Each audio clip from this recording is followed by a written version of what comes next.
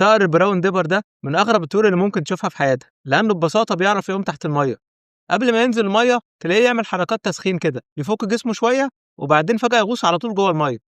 هدفه بسيط، يصطاد سمك صغير أو جمبري مستخبيين تحت الطوب أو الصخور. جناحات الديبر قوية جدًا، وهي مش بس للطيران، دي بتساعده يعوم تحت المَيّة، وكمان يمشي عكس التيار من غير ما يتعب. وهو بيغوص شكله كأنه طاير تحت سطح المَيّة بالضبط، هو بيدوّر على الأكل، يطلع كل شوية ياخد نَفَس وبعدين يغوص تاني بسلاسة وسرعة، وده اللي مخلّيه صياد شاطر جدًا. ريش البراون ديبر مميز جدًا، مقاوم للمَيّة بشكل يخلّيك تستغرب.